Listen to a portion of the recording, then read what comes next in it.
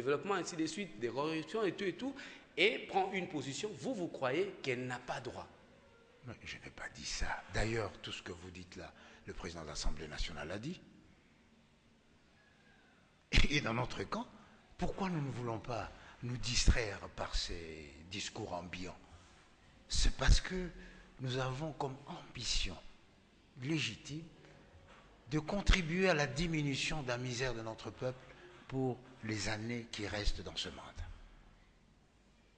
Donc, personne ne peut en vouloir à l'Église s'il dit qu'il y a des pauvres. Et contre les faits, des arguments ne valent rien. Hein? Mais de là à dire, voilà, pour qu'il n'y ait plus de pauvres, il faut que personne ne mange. Il faut... Non. Non. Ce n'est pas ça le rôle, la mission de l'Église. Alors, M. Atundou, nous tendons vers la fin de notre entretien. Les catholiques, c'est vrai que ce n'est pas l'Église qui ira au référendum, s'il y en a, c'est une possibilité que vous évoquez dans votre camp, puisque vous revenez là-dessus vous-même dans cet entretien. C'est un droit constitutionnel. Lorsque un sujet fait débat et que l'on voudrait avoir la position réelle in vivo de la population, eh bien, on va au référendum. Et l'Église dit à ces sujets à ces fidèles catholiques, attention, si nous allons à ces référendums-là pour changer l'article 220, vous, catholiques, il faut vous abstenir, il faut refuser. Ça vous gêne? Non, ça ne me gêne pas parce qu'on n'a pas donné les motivations.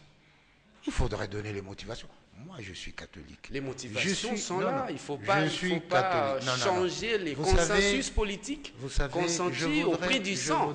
Je voudrais me référer encore à l'exhortation du pape. Le pape a dit qu'il était très peiné parce que dans les communautés de l'Église et même parmi les personnes consacrées, nous développons des attitudes de haine, des attitudes de décohésion. Il faut y réfléchir. Lorsque le pape le dit, mais c'est pourquoi? Est-ce que cette proposition-là, ou cet appel, est-ce que c'est le moment? C'est trop précoce. Nous disons, ça devrait commencer quand? On n'ouvre pas les débats. Bon, ça c'est son droit.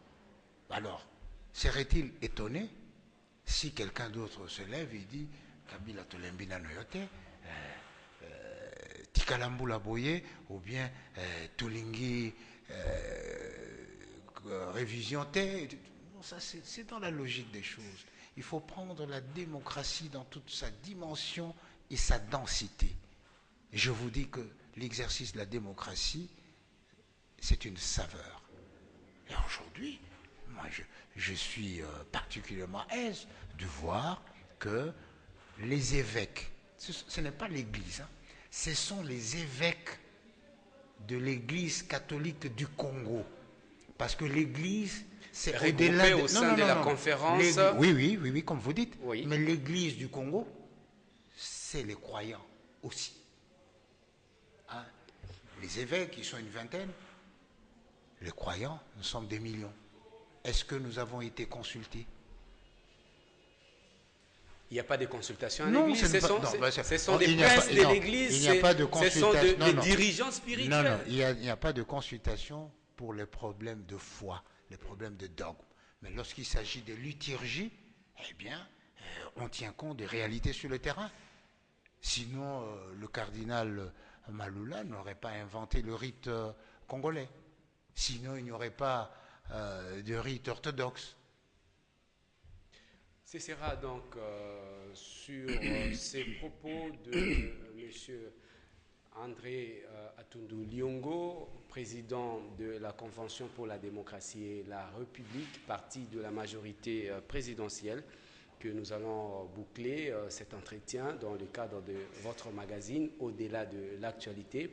Eh bien, nous avions essentiellement parlé du débat qui fait rage autour de la nécessité, de l'opportunité de réviser ou de changer la Constitution, avec la mise en garde du président du Sénat, Léon Kengo, qui pense que la cohésion nationale sera mise à mal si on touche à l'article 222 de la Constitution.